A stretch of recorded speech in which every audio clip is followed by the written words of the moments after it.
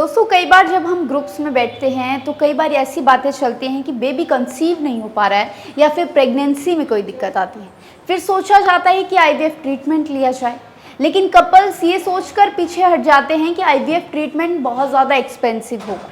इसी को लेकर आज हम पहुंचे हैं सोनाक्षी आईवीएफ पर और पूरी डिटेल जानते हैं कि कितना एक्सपेंसिव जो है कपल्स के लिए पड़ता है और किस तरह का ट्रीटमेंट प्रोसेस होता है।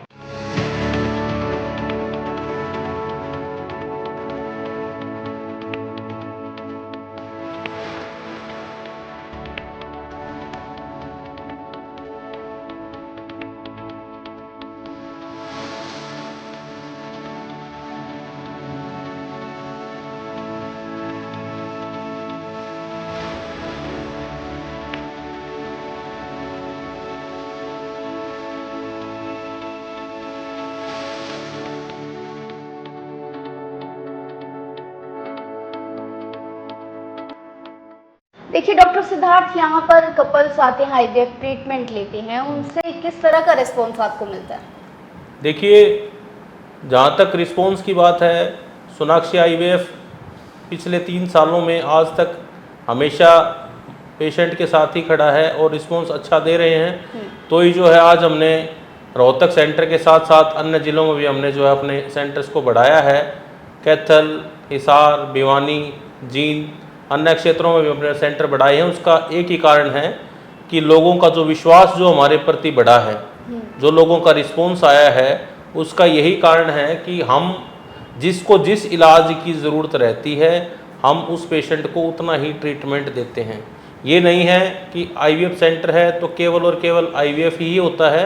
देखिए, इसमें 2-3 चीज़ें रहती हैं। आईवीएफ से पहले तो बहुत ट्रीटमेंट और भी होते हैं, जैसे कुछ मेडिसिन्स का होता है, कुछ आईयूआई होता है। आईवीएफ तो हम 30% लोगों का ही करते हैं। 70% पेशेंट तो हमारे सेंटर पर आके डॉक्टर का सही परामर्श लेकर, सही सलाह लेकर जो है वैसे ही ठीक हो जाते हैं।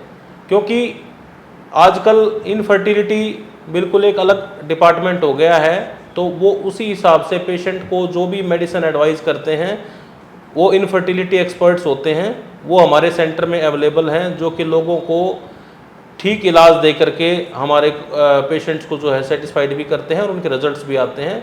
और जिन पेशेंटों को फिर दवाई लेने के बाद भी या फिर कोई आईयूआई कोई और प्रोसीजर करने के बाद भी वो 1% ठीक ना रहे तो फिर उनको हम आईवीएफ एडवाइस करते हैं। और जो कि हमारे पास यहीं पर एक ही छत के नीचे जो हमारे पास सबसे बड़ा यही कारण है हमारा रोहतक में कामयाब होने का, कि हमारा एक ही छत के नीचे सभी सुविधाएं उपलब्ध हैं। हमारे पेशेंट्स को कहीं भी बाहर नहीं जाना पड़ता प्रोसीजर के लिए। हमारे पास आईवीएफ या इनफर्टिलिटी जो से रिलेटेड जो भी चीज़ें हैं वो हमारे सेंटर के अंदर अवेलेबल हैं। यही मेरा सभी से जनता से जो मेरा संदेश है कि भविष्य में भी कोई भी हमारी जिसको इलाज की ज़रूरत है वो सेंटर पे हमारे आ सकता है। इस चीज़ की हम जिम्मेदारी लेते हैं और मैं आपको जो है इंश्योर करता हूँ कि हमारे सेंटर पर आपके साथ अच्छा बर्ताव होगा और जिस चीज़ की ज़रूरत होगी वही हम जो है यहाँ पर इलाज देंगे। अन्यथा कोई भी आपके ऊपर कोई भी किसी तरह का गलत तरीके का ट्रीटमेंट यहाँ पर नहीं दिया जाएगा। देखिए डॉक्टर सिद्धार्थ, बहुत सारे कपल्स ऐसे हैं जो आईवीएफ ट्रीटमेंट को अफोर्ड नहीं कर पाते हैं, क्योंकि आईवीएफ ट्रीटमेंट लेने के लिए वो जाते हैं तो उन्हें एक्सपेंसिव लगता है और वो फिर अपना कदम पीछे कर लेते हैं। तो उसके लिए देखिए, पिछले 3 सालों से मैं जहाँ तक देख रहा हूँ ये दिक्कतें आती हैं, क्योंकि कॉमन है भाई, पैसा हर एक के पास, हर आदमी पैसे वाला नहीं होता, ठीक है। क्योंकि देखो सभी के पास बजट का एक अलग अलग हिसाब होता है, हर कोई तो अमीर नहीं होता ना। तो हम अकॉर्डिंग टू पेशेंट जिसको जिस चीज़ की नीड होती है उसका उसी खर्चे पर हम उसका इलाज करते हैं। जिसको हमने 3 साल के अंदर ऐसे भी पुअर पेशेंट्स का, गरीब पेशेंट का इलाज किया है कि जिनके पास पैसे वाकई नहीं थे और वो बच्चे के लिए तरस रहे थे, तो हमने उनको एक चैरिटी के तौर पर भी किया है। तो ऐसा नहीं है कि ये बहुत ज़्यादा कोई खर्चीला इलाज है। हमारे पास जो है इसको इलाज लेने के लिए जो भी आते हैं, हम किसी को भी खर्चे की वजह से कभी कोई दिक्कत नहीं आने देते। ये हमारे सोनाक्षी आईवीएफ की जो है एक सोच है कि जितना भी हम पेशेंट का हम भला कर पाएँ या जितना भी हम उसको उचित एक सलाह दे पाएँ, यही हमारी एक सोच है और इसी पे हम फोकस कर रहे हैं। और भविष्य में भगवान ने चाहा तो और अच्छे परिणाम आप लोगों के सामने रहेंगे, यही मेरा जो है कहना है। थैंक यू डॉक्टर साहब। डॉक्टर नताशा, मैं पूछना चाहूँगी, अगर किसी कपल को आईवीएफ करवाना है तो उसमें कितना समय लगता है? अगर किसी कपल को आईवीएफ कराना है तो कम से कम उसको 2 या 3 महीने लगते हैं मिनिमम। ठीक है। और कपल को अगर हम सजेस्ट करें तो कब करवाना चाहिए ये आईवीएफ को? कोई भी हस्बैंड और वाइफ जो एकदम मतलब शादी के तुरंत बाद से इकट्ठे रह रहे हैं फॉर एटलीस्ट 1 ईयर, मतलब if you are cohabiting with your husband for at least 1 year, 1 साल के बाद भी अगर आपको कंसेप्शन नहीं हो रही तो आपको किसी ना किसी फर्टिलिटी सेंटर पे विजिट करना चाहिए। ये नहीं मैं कह रही कि उसको आईवीएफ कराना चाहिए, आईवीएफ के अलावा और भी ऑप्शंस होते हैं ट्रीटमेंट के, जैसे कि मेडिसिन से या आईयूआई से, तो उन पे भी आप जा सकते हो, और अगर उनसे बात नहीं बनती तो फिर हम लास्ट आईवीएफ पे जाना चाहिए। देखिए, हम आजकल सुनते हैं कि 50 से 60 उम्र के लोग भी माता पिता बन रहे हैं। एज लिमिटेशन होती है क्या आईवीएफ? हाँ, बिल्कुल होती है। पहले था कोई एज लिमिट नहीं होती थी, पर जैसे सरकार बहुत सख्त हो गई है, जो नए एआरटी गाइडलाइंस रूल्स आए हैं उनमें महिला की जो एज लिमिट है वो 50 साल है, और जो आदमी है उसकी जो एज लिमिट है वो 55 ईयर्स है। तो female not more than 50 years and male not more than 55 years, they can not go for IVF. Okay, thank you. तो देखिए, आज मेरे साथ है डॉक्टर कल्याणी, जो आईवीएफ ट्रीटमेंट के बारे में पूरी जानकारी देंगी। डॉक्टर कल्याणी, मैं जानना चाहूँगी, क्योंकि आज देखा जाए आजकल तो बहुत सारे कपल्स ऐसे हैं जिन्हें आईवीएफ ट्रीटमेंट के बारे में पता ही नहीं है, तो उन्हें क्या एक्सप्लेन करना चाहेंगे?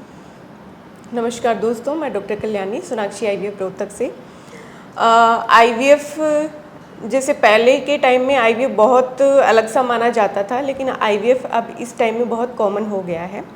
आईवीएफ में ऐसा कुछ भी नहीं है कि बहुत ज़्यादा कॉस्टली है, हम अफोर्ड नहीं कर सकते। अभी नॉर्मल ट्रीटमेंट टाइप का है आईवीएफ। और आईवीएफ में हम कुछ जो महिला पार्टनर होती है उसको कुछ इंजेक्शन हम एडवाइस करते हैं, लगभग 9-10 दिन के इंजेक्शन लगते हैं। उनके जो ओवरी होती है उसमें जितने भी एग होते हैं वो सारे बड़े हो जाते हैं, उनको निकाल के उनके जो हस्बैंड होते हैं उनका शुक्राणु उसके अंदर इंजेक्ट करके आईवीएफ से इंजेक्ट कर देते हैं, जिससे जो बच्चा रेडी होता है उसको हम उनकी बच्चादानी में ट्रांसफ़र कर देते हैं। बस इतना सा आईवीएफ होता है। और देखिए, कई लोगों का ये मिथ होता है कि कहीं ना कहीं वो उनका मानना होता है कि बच्चा किसी और का ना हो, तो ऐसे में उनका मिथ किस तरह से दूर किया जाए? देखिए, जैसा सुनने में आया है, उनको लगता है कि टेस्ट ट्यूब बेबी में जो बच्चा होता है वो किसी और का होता है। तो जैसा मैंने अभी बताया कि इसमें हम उन्हीं के अंडों को और उन्हीं के हस्बैंड के शुक्राणु को आपस में मिलाते हैं, फिर जो बच्चा बनता है, तो बच्चा जब हस्बैंड के शुक्राणु हैं और वाइफ के जो अंडे हैं तो बच्चा भी उन्हीं का हुआ, तो उनकी ही बच्चादानी में ट्रांसफ़र करा जाता है। तो इसका मतलब उन्हीं का बच्चा होता है। तो ऐसा नहीं है कि किसी और दूसरे का बच्चा उसमें रखा जाता है। आईवीएफ ट्रीटमेंट कपल्स के लिए कितना बेनिफिशियल होता है? आईवीएफ कपल जिन लोगों को बच्चा नहीं हो रहा है, बहुत टाइम से ट्राई कर चुके हैं, कहीं से मेडिसिन खा ली है, आईयूआई फेलियर हो रखे हैं, किसी भी तरीके से बच्चा नहीं हो रहा है, तो उन दंपति के लिए आईवीएफ एक वरदान साबित हो रहा है। तो जिनको बच्चा किसी तरीके से नहीं हो रहा है तो आईवीएफ उनके लिए बहुत बड़ा वरदान है, और वो आराम से मम्मी पापा बन सकते हैं आईवीएफ टेक्निक से। Thank you ma'am.